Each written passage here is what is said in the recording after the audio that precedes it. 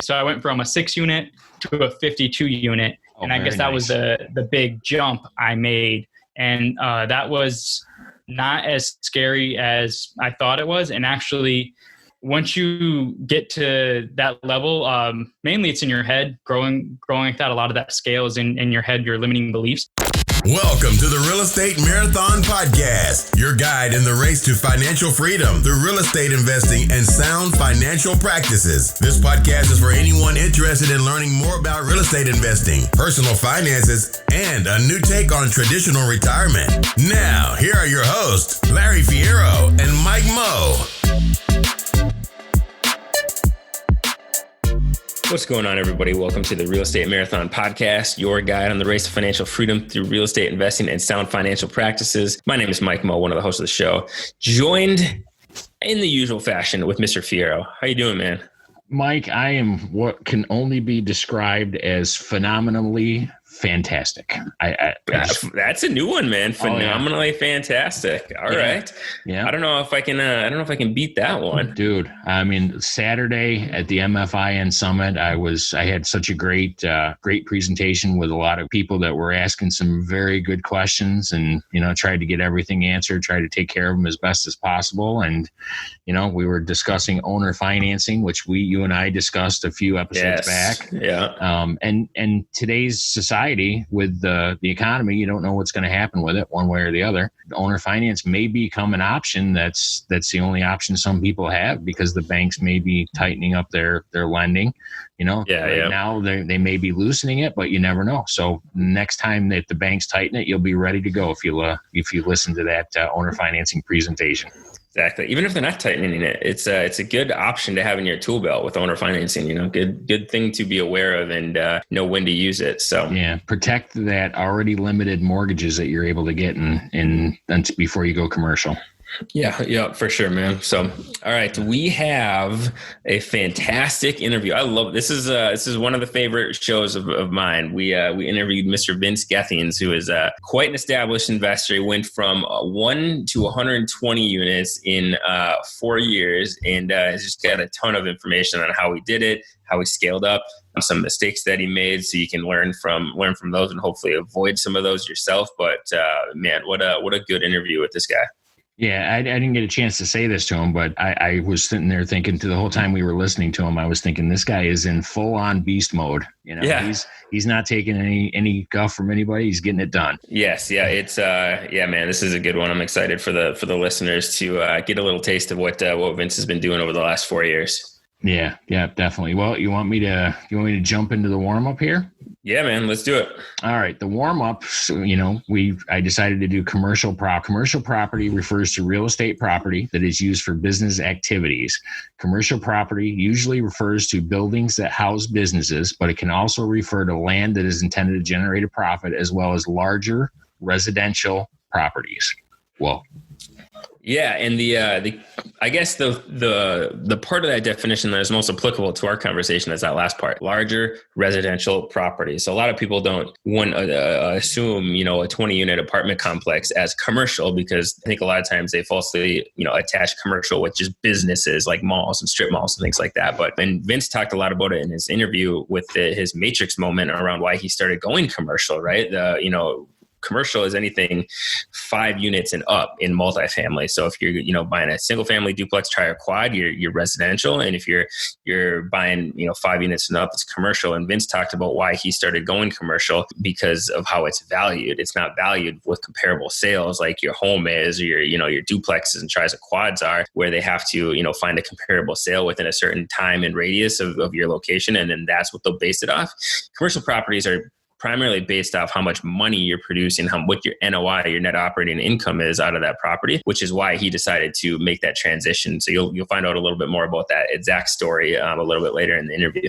Absolutely. I love commercial property because it gives you the most amount of control over the value of your own property. You're residential, you just have no control over it. Yeah, for sure. You're at the whims of the market, really, to figure out what that thing is valued at. And to your point, commercial, you put a lot more control in it. So it's definitely a good option. So All right. Well, you want to jump into the interview with Vince? No, not yet, man. I was hoping not. We got one more thing for the listeners. So we decided to do a little giveaway. So as you guys know, ratings and reviews and comments and things like that on iTunes help tremendously to bring more awareness to the podcast and to help get this message out to more folks. So we are doing a giveaway for one giveaway a week for the next 5 weeks for the best review written. Anybody who writes a review on iTunes sends us a screenshot. We'll do a random drawing for that week, and we'll send you a free book. And that book is The Richest Man in Babylon by George S. Clayson. Now, this is considered the Bible of financial freedom. With that, you obviously know it's a good read, right? This is a 1926 read. It's the original version, but man, it's got some really basic, like time-tested principles on financial freedom, and it's a fantastic, pretty easy read. So we're going to be giving one of those away, one per week for the next 5 weeks for folks for a random drawing of people who do a rating or review on the podcast. So what you need to do. Well, first step is obviously leave a rating or review on iTunes. So you can do that by just going right over to iTunes player and, type in your comment and post that rating and review. Take a screenshot of that and send it to Larry at realestatemarathonpodcast.com. And then, like I said, one per week for the next 5 weeks, we'll randomly draw out of everybody who sent those in. And we'll send you that book free of charge. No shipping, no handling, nothing on your part. We'll just send you that good read for leaving that review. Yeah, and The Richest Man in Babylon is 1926, but the nice thing about financial just concepts is they're timeless. I mean, the book is still relevant today, and that's why it's one of the most popular business financial freedom books still today. Exactly. Yep. So again, go over to go to iTunes, leave a rating and review, send us that screenshot to Larry at realestatemarathonpodcast.com, and we'll hook you up. Sounds good. Let's jump into the interview. Man. Let's do it. All right, Vince Gethings, welcome to the Real Estate Marathon podcast, man. How you doing? Great, Mike. How are you? Fantastic, man. I'm super excited to dive into your story, man. We're going to get into how you started out scaling up, going from 1 to 120. Is that right? Yes. Nice. That's where we're at now. Awesome. Cool. But before we do that, you want to just give the listeners a little bit of background on who you are and how you got started? Yeah, absolutely. So I am 31, I think. Maybe 32. I don't know. 31 or 32 years old. Married, 3 little kids, 7, 5, and 3. So that's probably why I don't even remember how old I am. So you got plenty of time on your hands, right? Yeah, exactly. Yep. I'm active duty military in the Air Force. I'm stationed on Joint Base Pearl Harbor Hickam in Hawaii. And I really don't have many hobbies. I do real estate most of my free time. And when I'm not doing that, I enjoy flying. I have my private pilot's license, and I have a small plane out here in Hawaii that's fun to fly around and visit the other islands. So when I get time, that's my hobby. That's awesome. So I know Larry had a couple questions in here specifically just around the flying part. So that's a good caveat. Maybe we'll take this couple of minutes here, Larry. You can go ahead and use this time to do that now. Oh, yeah. Yeah. I've always wanted to get my private pilot's license. How long does something like that usually take? If you are committed, I've seen people do it in like 30 or 40 days. Like they completely block off their calendar. They take leave from work and they absolutely immerse themselves in it. And to me, after doing it, that's probably the best way to do it, because these skills are very perishable, especially when you're a student pilot. So if you try to do like the weekend warrior route of I'm going to fly 2 to 3 hours every weekend, it's going to take you like 6 months, because every time you get back in the plane, you have to like spend the first 30, 40 minutes like relearning what you forgot from last week. So if you immerse yourself in it, you can build those skills and those repetitions up very, very quickly. So if I had to do it again, that's how I would have done it. It took me about 6 months to do it, and about 60 hours, flying hours to complete it. When the people I've seen that completely immerse themselves, they can actually get it done in about 40, 45 hours. Nice. So that'd be my best advice for getting a license, is just clear your calendar, drop the $8,000 for instruction and airplane rental, and just knock it out all in one, because it'll be cheaper in the long run. Oh, well, on a side note, Mike's probably going to be looking for a temporary co-host for the next 45 days. So if you're I was just going to say, you're not working anymore, man. You better get on that. Yeah. Officially financially free now. So that was good. Oh, well, congrats. Thanks. Well, that was pretty much what I was wondering. I was kind of curious what kind of time frame I was looking at, and I appreciate you answering that. Yeah, it's definitely something you want to, like I said, knock it out quick. Don't try to string it along because, like I said, it'll take longer. And when anything you do with planes, it costs more. The more time it takes, so the more it's going to cost. So it's better just to write the big check up front, clear your calendar, and knock it out. Nice. There you go, man. Cool, man. So back to the regular scheduled programming. Let's talk about how you started out with real estate.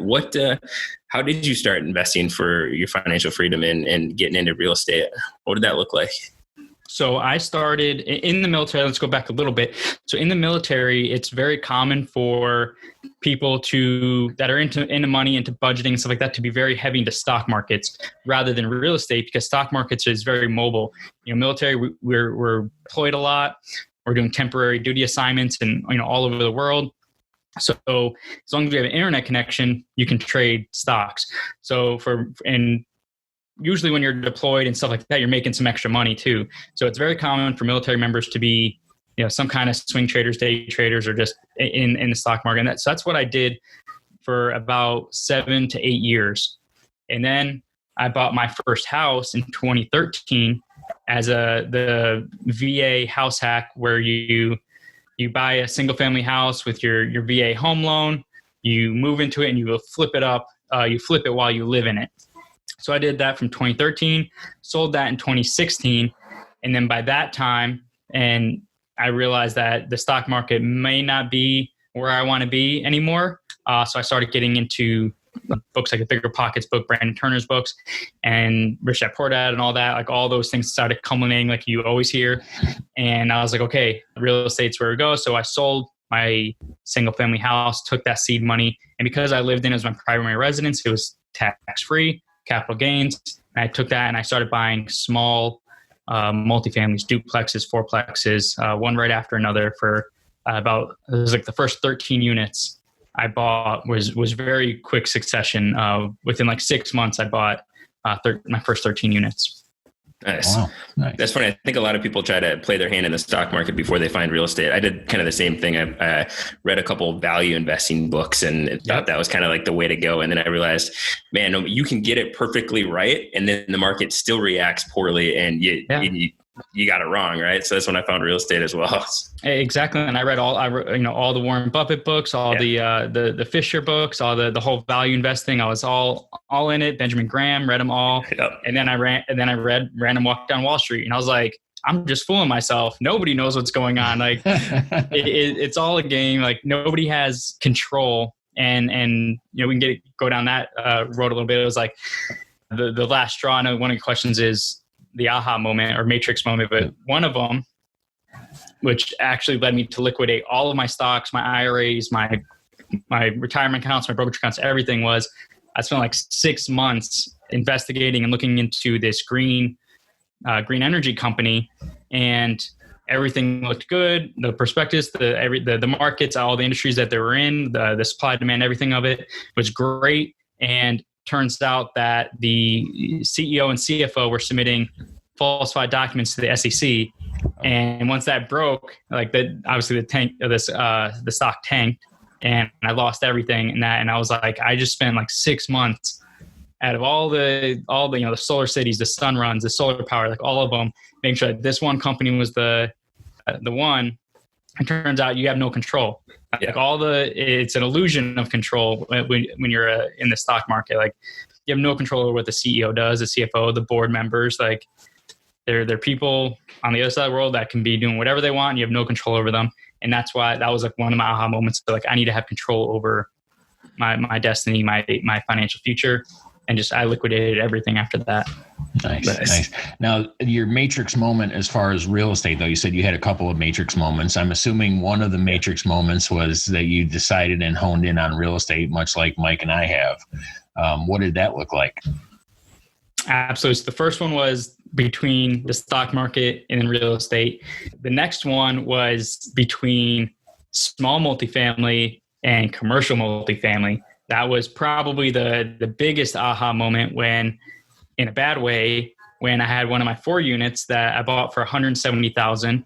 I put about 50 grand into it, raised rents around $150 per unit.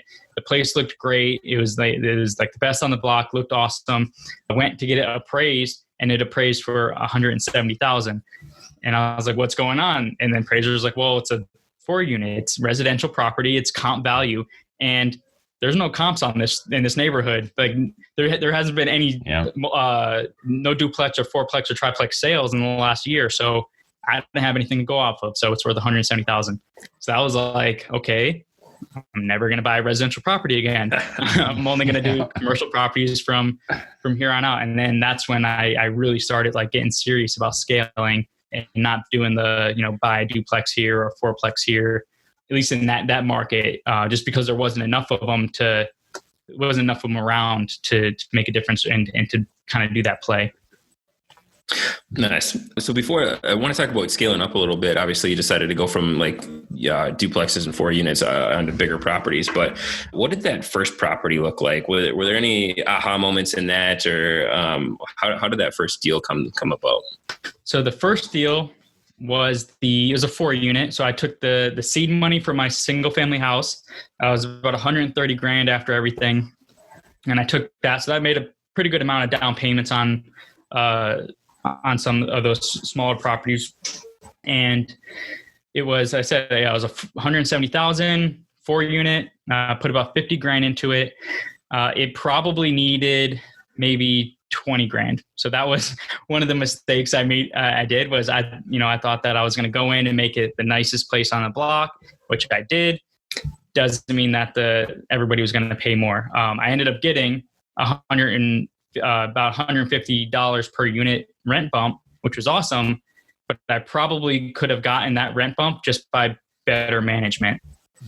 All right, so it wasn't so much that I made the units look so good. It was just that I just managed it better than the person I bought it off of, and I probably would have got those rents anyway. So that was just over renovating unit was one of the things I did wrong. But yeah, it was a good deal. I don't regret that property at all. I think that is my sandbox property. I made a bunch of mistakes and I learned a lot of things about myself, about my systems. I built a lot of systems off of that property, but the mistakes I made didn't bankrupt me because it's still just a 4 unit, right? So it's not like I jumped into a 30 unit building where if you mess up and I'm out 100, 6-figure losses. Like I messed up and I lost 20 grand. It stung a little bit, but it's not like I'm not having to go back to work for 50 years to pay off that debt. Or you're not sitting on the sidelines for 4 years trying to make up another down payment. I think a lot of people think start as big as you can, go as big as you can, as quick as you can. But I'm with you, man. I took some lumps on the first duplex I bought that was 10 or 15 grand miss on my part. But times that by 10, had I gone as big as possible, it would have put me out of the game for I don't know how many years, so it's good to take those lumps a lot smaller if you can. Yeah, absolutely. So I said, I don't regret it at all. I tell people it's the sandbox properties, the coin term. Yeah. And I absolutely think that people should do that. And once they figure out, their strengths, their weaknesses, build some systems, get some proof of concept, then start scaling off that. Now that fourplex, do you still own that? Are you still running that, or did you get rid of that and then jump right into the commercial multifamily? I still have it, but it's under contract for selling it. Nice. Were you able to recoup some of that money that you had put into it? Hopefully. Yeah, I'm not going to be negative on it. It's just my return. I think. Trying to remember what the net sheet was on it for where I'm in contract on it now. I think my overall return on it is going to be like an 8% return. So, nothing sexy, but it's not negative anything. So absolutely, an 8% return over the last 4 years because of that. But then the subsequent properties I bought right after that, I'm going to have phenomenal returns on it because I immediately saw where I messed up on the first one and made sure I didn't make those mistakes again. Nice. Now, you said it took you 4 years to go from 1 unit to 120 units. I'd like to discuss your first commercial multifamily property, because I think a lot of our listeners want to know how difficult it was to get into the commercial side of it, the larger properties. Yes. So I did 19 units. So the first 13 were all small multifamilies. Okay. And then I bought a 6 unit, which is kind of still, technically it's commercial, but it's still kind of on the smaller side. So we can kind of skip that one and go right to the 52 unit. So I went from a 6 unit to a 52 unit. And I guess that was the big jump I made. And that was not as scary as I thought it was. And actually, once you get to that level, mainly it's in your head. Growing like that, a lot of that scale is in your head, your limiting beliefs. But once I realized that I could take down a 52 unit deal with a few partners, I went for it. And then that deal, because the income levels that you're dealing with, revenue levels, you can afford better systems. You can afford to hire higher quality management teams. You can afford to hire bookkeepers. So I actually spend less time on my 52 unit than I do on the smaller properties where I can't afford a bookkeeper. I can't afford all those the sophisticated management systems because the revenue is just not there. The economies of scale just aren't there. So once I had the confidence to do it and I had the mentorship that I went out and got and realized that or taught me the things I needed to get to make that jump. I had the confidence there. I had the mentors there behind me, making sure I didn't mess up too much. And the partnerships there, we jumped in, closed it, we took it down, and it's been a little bit rocky just because all the coronavirus stuff, but we're killing our business plan. Our original business plan that we started out with, we're absolutely crushing it. That's awesome. You said something that I want to dive in a little bit. It's all in your head, right? It's all in kind of the thoughts and the mindset that you have in order to scale, right? And I remember thinking, with the first duplex, like it was insane. And there's so many things that I didn't know, I didn't think I could do. And then same thing when I started looking at bigger properties, like the first 90 unit, I put an LOI and I was like, a year prior, I wouldn't even fathom looking at a property that big, right? So what are the mindset changes that helps you scale, or like, what does somebody have to prepare for to go from that, those smaller units, those larger ones, more in the mindset? Absolutely. So I'm a huge believer in, like, you have to shed your limiting beliefs and all the things that, you kind of adopt from various things, your friend, your peer group, or your parents, or all these things. Just try to get rid of those as quickly as possible. For me, it was mentorship definitely helped. I went out and got a mentor, and partnering. So not being honest with myself, my inner kind of doing the reflection of, this is what I'm good at and this is what I'm bad at. I need to find a partner that's good at the things I'm bad at. And I need to, like, kind of shed my ego of, like, I need to control everything. Everything must be mine. I need to make every decision and all that stuff. Once you kind of get rid of that and find some partners that have the same values, the same goals, the same timeline as you, that's what really helped us scale very quickly. Like I said, we closed that 52 unit. I can give you a timeline on that. So in fall of 2018, October 2018 was when I realized that I'm never going to do another residential property again. I went out, got education, got some mentorship from people that were crushing it in commercial. In January 2019, we were under contract on that 52 unit. Nice. So that's how fast that can go. If you get out from your ego, get out from your limiting beliefs, partner with people that are high speed, have the same goals, values that you do, and timeline that you do, you can scale. It's like neck breaking how fast you can grow. And it's not just growing like haphazardly. The confidence that you have in your ability to execute when you do these things was very reassuring as well. And I give you an example, like when you start surrounding yourself with people that are at those higher levels, and all of a sudden they start telling you ideas and tips and stuff, and you're like, wait a second, I was thinking that exact same thing last week. Like the amount of confidence, like he's like, this guy has 1,000 units and he's telling me things I'm like that I wrote down of like systems that I'm going to implement, and I'm like, oh crap, I'm there, like I'm thinking the way that these guys are thinking. So that was a really big confidence booster of like my ability to actually execute and don't have like that imposter syndrome that a lot of people get. Man, I don't deserve this. I can't do this. They kind of have the self-doubt feelings. How big of a role was the mentorship in that process? Huge. So going from the 13, or at the time it was like 20 units, 2018 to the 52 was absolutely huge. I was at a plateau in my investment career and like my life. Like I got to 20 units very quickly, and it was all by myself. So it was like 18 months from the 1 unit to the 20 units.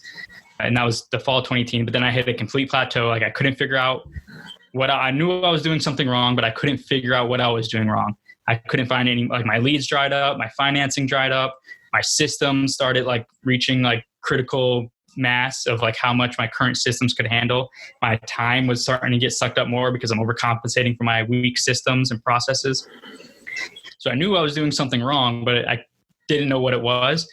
So that's when I started reaching out and getting a bunch of referrals of like, hey, where did you go to get to where you're at? Where'd you get your education? And then I found an awesome group, got in with them. And like I said, it scaled very quickly from the fall of 2018 to 2019, January 2019. I completely blew through that ceiling I was stuck under. That's awesome, man. And you said a really good point there too. Get referrals too, because there's a lot of gurus out there that will sell you $1,000 course and you don't get crap for it. But then again, there's a lot of really, really beneficial groups and courses and people to be around in the same space. So it's hard to tell those apart sometimes. So getting referrals is really, really huge. Yeah, absolutely. And I've had a couple of, big name ones, and I talked to them, they're people. And then I talked to the referrals of past students and they're like, it's good. A lot of it's like, the videos are good, but you're not really getting that engagement and stuff like that. So then they're like, there's like, you kind of feel like read between the lines, like what they're saying, what they're not saying, when you're talking to them about referrals. So that's when I did that to pretty much all the ones that are out, and I ended up landing with an awesome one, and no regrets of the choice I made. Yes. Nice. Now you're in Hawaii you're stationed in Hawaii, and I'm assuming that not all of your rental properties are in Hawaii. What areas of the country or what areas do you invest in, and how important was it to find partners that were in the same area? Very good question. So being in the military, this is one thing I think I did right off the bat. Being in the military, I knew that I was always going to be moving. So I didn't want to start accumulating real estate where I was at and then have to move again and then have to move another 3 years after that and 3 years after that, and just have like property sprinkled around the country, because there's no economies of scale there. It's, a lot of different systems you have to stand up. So what I did was I picked one place, and that was mid-Michigan. And that's where I started. I built all of my systems there. So I found a colleague there that could help be my boots on the ground, my eyes and ears on the ground there. I had a good agent there. I found a good property manager there. And then I started building that team up and that portfolio up. And then when I scaled to the large multifamily, we did buy the 52 unit in Michigan. And then now we have since moved down to El Paso and had put up a new team down there. So my entire business and all the three businesses that I have are all built around out-of-state investing, around building effective, high-performance teams in those markets on the ground there. With that, I am the COO, the operations lead for all the companies. So we don't have like boots on the ground that's part of our team. So I manage everybody from 4,000 miles away. We don't have partners on the ground. We have the property managers, the contractors, and everybody, and I'm managing them from here. So that is a little different than most people's structures. Yeah, that's interesting. You hear a lot of people say almost required boots on the ground, right? So yeah.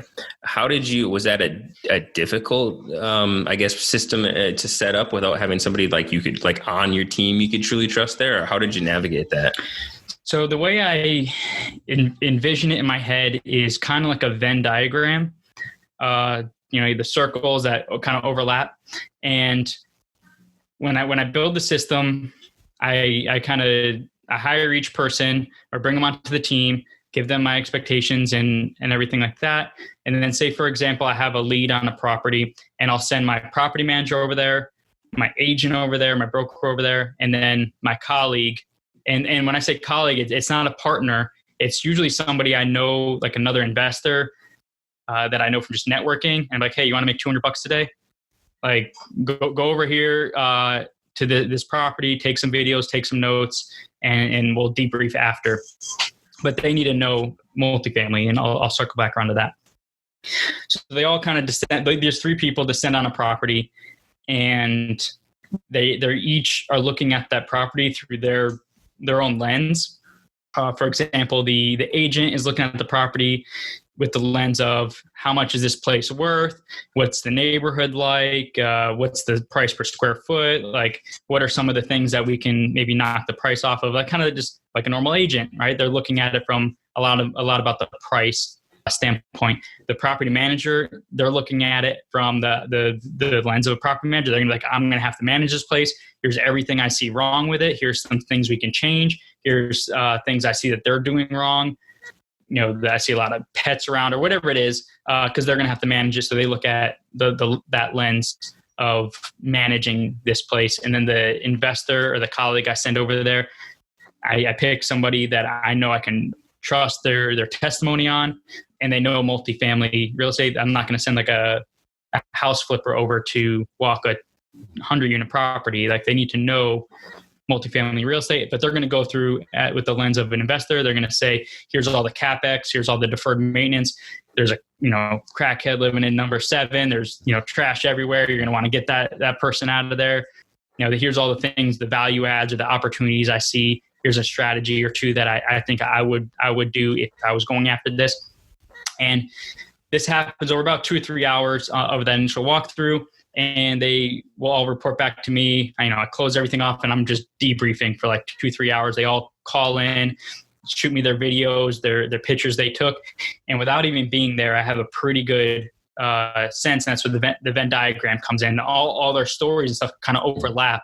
And now I have a very good picture of how this property is current physical condition, its current operational condition. What are some of the value add things I can look for when I'm underwriting, and to the point where between that, getting the financials, I can put together a pretty good LOI, send it with confidence. And if they accept it, then I do the PSA, and then that's when I actually fly to the market and look at the property. And that's mainly how I buy stuff. That's awesome. Yeah, I think buying out of state forces you to have good systems, right? Because it's not in your backyard. You can't go check on it all the time, and it really forces you to do that. And I love you have the property manager who's going to eventually manage the property, go give you your opinion. Because if they give you a bad opinion, well, it's their headache that they're dealing with. Absolutely. Right. So they're not gonna sugarcoat anything for you, because they're gonna be the ones fixing it. Absolutely. Yeah. That's awesome. Nice.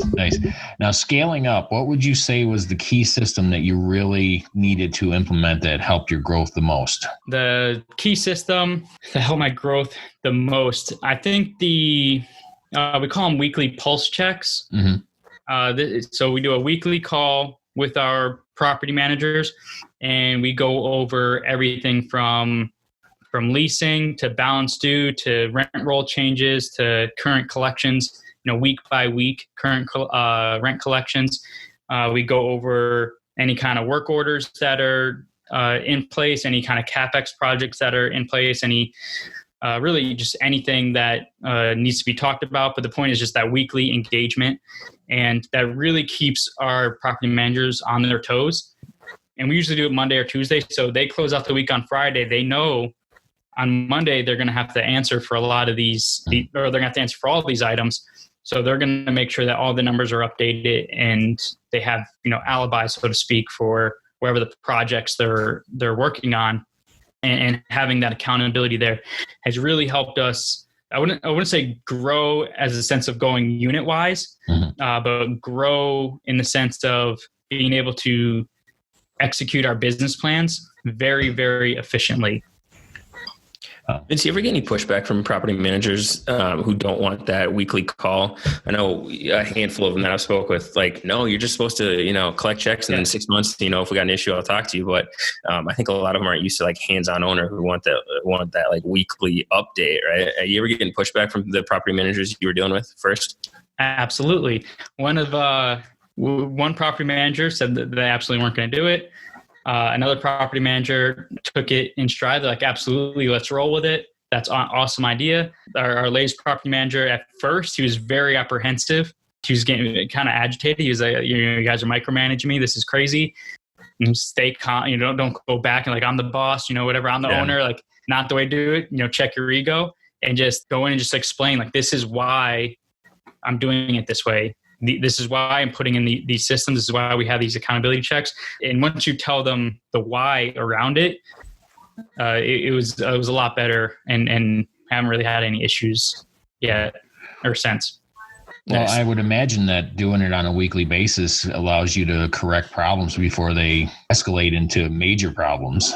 So. Absolutely. And that's one of the points that we want to see. We don't want to wait until we get a monthly statement or a quarterly statement to realize that, 4 people skip town and we have 4 vacancies we got to flip. Like, how am I supposed to budget for that? Or how am I supposed to build my budget if I don't even know that there's 4 vacancies that we have to turn now? And so stuff like that, like just being able to explain it, like as an owner, this is the stuff I have to think about. This is the planning I have to do to think ahead the next month, the next quarter, the next year. And this is why I need this current information. Yeah, and this is where it comes, like, you're not buying just a property, you're buying a business, and you should be treating it as such, right? Yeah. And if you can't predict with a reasonable amount of accuracy where you're going to be in a month and in the next quarter, then you're not running a very tight ship. So those weekly calls will definitely help you do that. So, and there's one more point though. So it's not all the salt on it. It's the way we counteract that and incentivize positively is putting in incentive structures of milestones that if they hit the milestones, they will get bonuses. So if they keep economic occupancy above a certain threshold for, 3 months, a whole quarter, then they'll get another 1 to 2% bonus. If they close out a year with the T12 NOI above, this number that we defined, they get another, 1 to 2% bonus.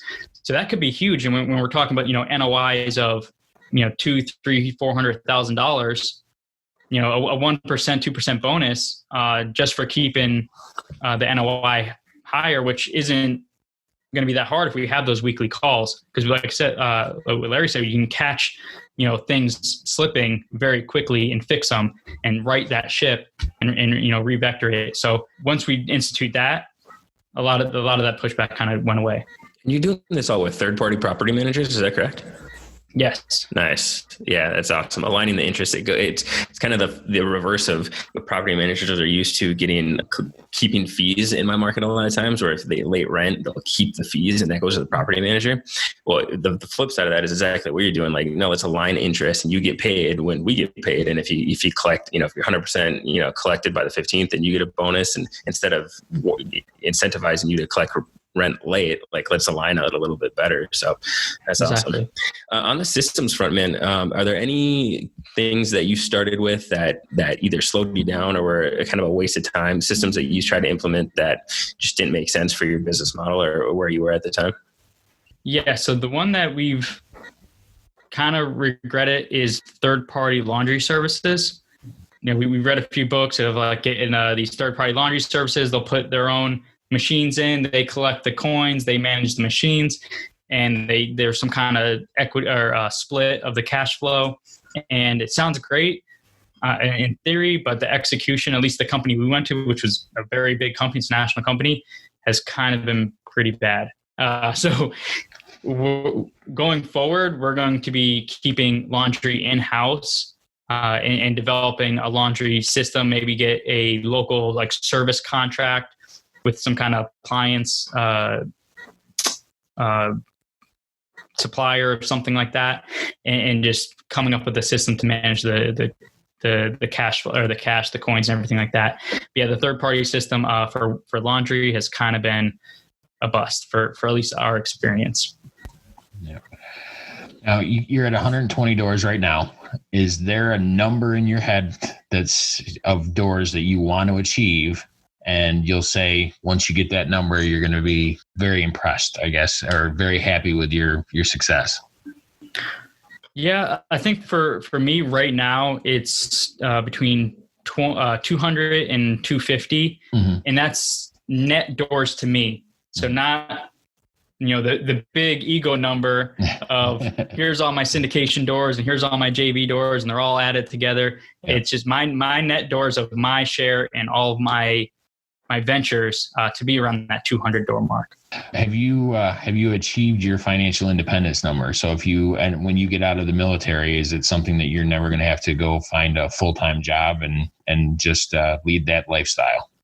In a way, yes. So the way I envision this is not just one number, but like milestones. And that's how I've been building my personal vision and strategy going forward for my family, is setting milestones up of okay, the first milestone is maybe replacing what my retirement income would be if I stayed in the military to get the full 20-year pension. And that was like that 20 door, my first 20 doors. So the first 20 doors that I hit, I was like, okay, well, now I don't have to stay in the military to retirement because I just replaced my pension, what my pension would be. So that was like my first milestone. The next one was like, okay, well now my base pay, I think was like $5,000 is around $5,000 a month. So that's my next milestone. So $5,000 of free cash flow a month. And that's going to be the number that replaces like kind of like my W-2 base pay. And then the next one will be my total W-2, which is my base pay plus all my allowances and everything else I get, my healthcare and everything like that. And that number was about $8,000 a month. So that'll be the next milestone. I'm almost there. And then the next one after that is now we're getting into lifestyle milestones. Right? Because then there's like, okay, so the $5,000 a month, I can pretty much live, in most Midwest states and not be homeless and hungry and, all that. I'll be living. Maybe not beachside in Oahu. definitely not beachside Oahu, but I have the basics covered if I'm living in, most of the Midwest states. So then the $8,000 is to replace where I'm at right now. It is to fully replace my W-2.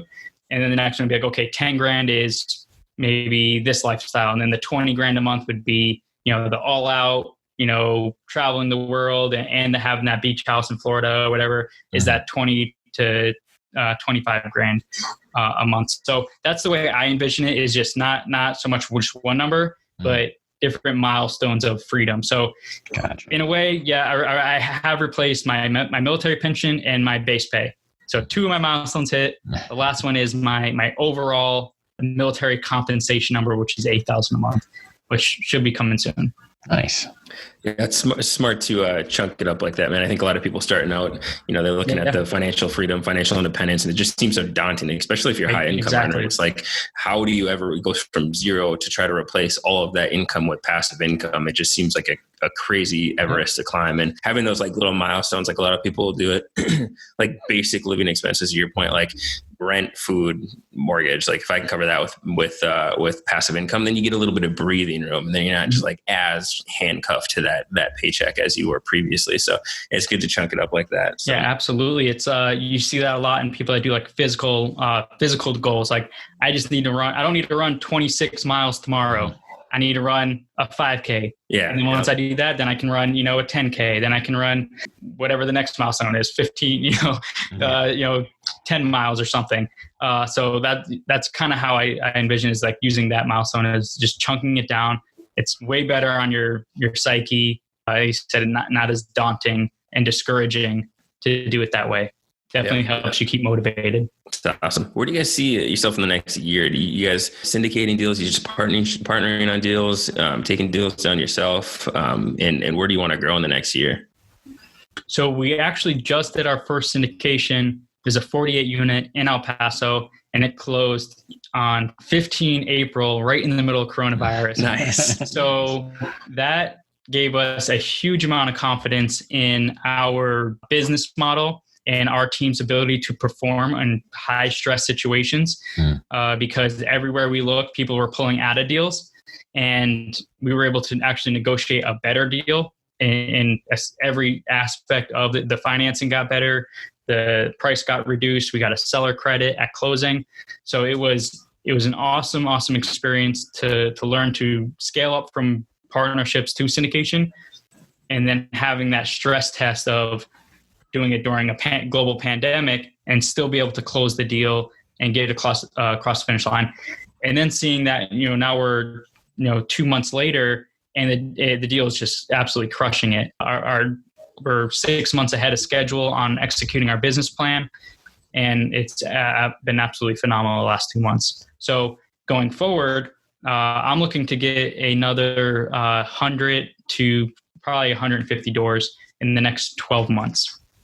Nice. That's so good, man. You talked about a global pandemic, which, to your exact point, tons of people were using that as excuses to pull out of deals and to not make things happen. And you used it to your benefit to negotiate a sweeter deal and to get even more upside in that deal. So yeah, that's awesome.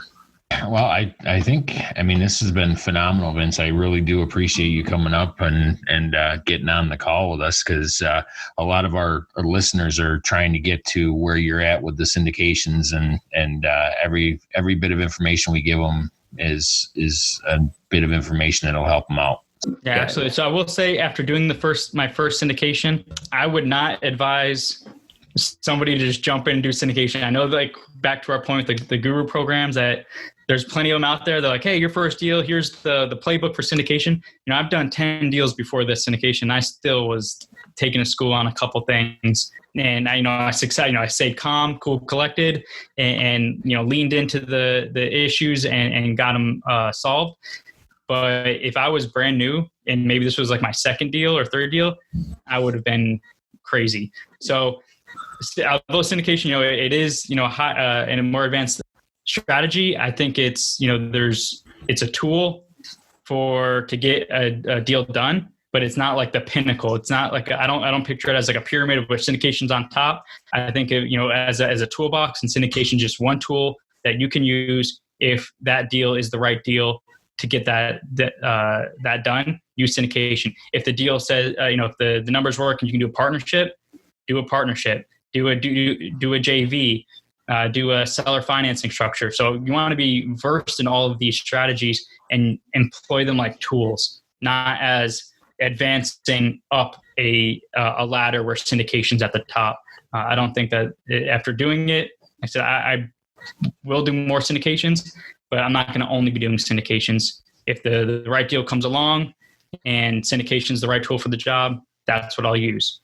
Yeah, you make a good point, man. I think a lot of people look at the syndication as like the utmost, like I got it free, like other people's money. Why won't I do it? But it's such a different strategy, right? And there's so much more to it, so many more moving pieces. So exactly. If I can close a deal using a partnership with 2 or 3 people, absolutely, it's way easier doing it that way if you have the means to do it. Yeah, less cook syndication for sure. So, but yeah, man, like Larry said, we really appreciate you coming on and telling your story, man. Going from 1 to 120 like you did, and in the way you did is really impressive. And I think that people can get a ton from this. So, before we end it, man, you want to just give the little folks a list of where to find out more about you and kind of where they can connect with you?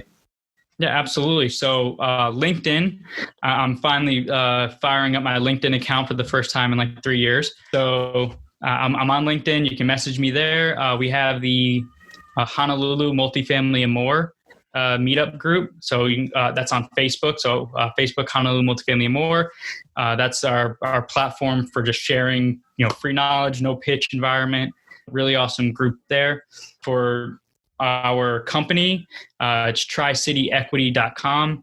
That's where you can find out more about what we're currently doing, what deals we have in the pipeline, what our portfolios, what our investment strategy is.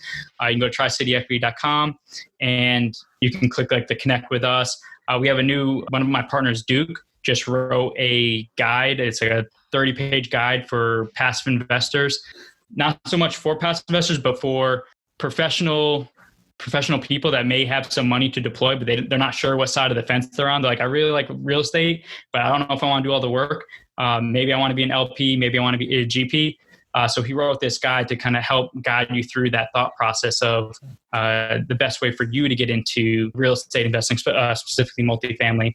So you can go to TriCityEquityGroup.com and get that, or just connect with us. There's like a form you can fill out there as well. Awesome. Cool, man. Well, like Larry said, man, we really appreciate you coming on here and giving the listeners a piece of your brain and letting them learn from you. Absolutely. Yeah. Thanks for having me on, Mike and Larry. Yeah, thanks, Vince. Take care. All right, man. How about that? Vince Gethings just dropping knowledge. Yeah, he's been. We've had a lot of great guests on our show. He's definitely up towards the top of my favorites because he just had so much knowledge, and he was just a great guest. And let's be honest, he's a private pilot, and that's kind of what I want to do. So yeah, that's awesome. Yep. So, but very, very relatable, man. Obviously what he did is impressive, but it's repeatable and relatable. So it's, he gave you the kind of the blueprint as far as like what he did, and a lot of good learnings that people can take and kind of see how they can weave it into their goals and their plans. So tons of info on that one. That was a good one. Yeah, it was a spectacular interview. So definitely want to have him back in a year or so and see where he's at. Yeah. Follow up with it. Yep.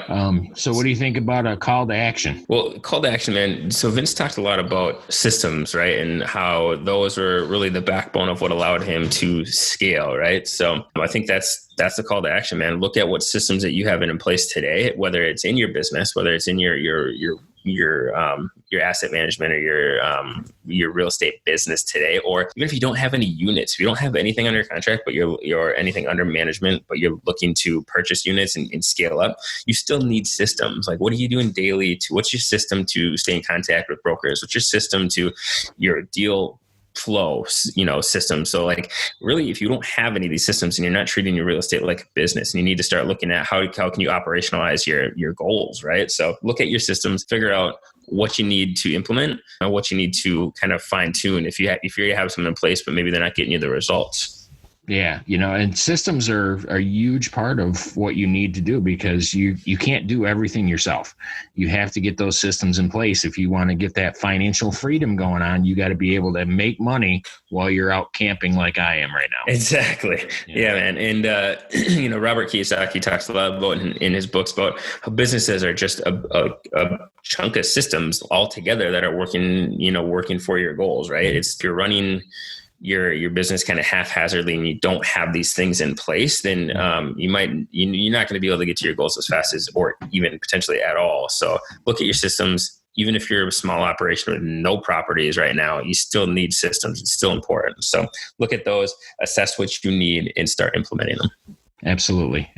So I just wanted to remind everybody to go leave that rating review, take the screenshot, send it to me, Larry, at Real Estate Marathon Podcast. We'll pick a winner one a week for the next 5 weeks for Richest Man in Babylon. Excellent. Heck yeah. Love that book. Yep. It's a classic, timeless book. So it is. That's everything I've got, my friend. Same, man. All right, cool. Thank you guys for tuning in to another episode of the Real Estate Marathon Podcast. We'll see you next time. Take care. Thanks for listening to the Real Estate Marathon Podcast. If you found value in any of the content from this show, consider supporting us in the following ways. Subscribe to the Real Estate Marathon Podcast. Leave a rating and review. Continue the conversation with like-minded individuals on social media by heading over to the Real Estate Marathon Podcast Facebook group, or follow us on Instagram and Twitter at Real Estate Marathon Podcast.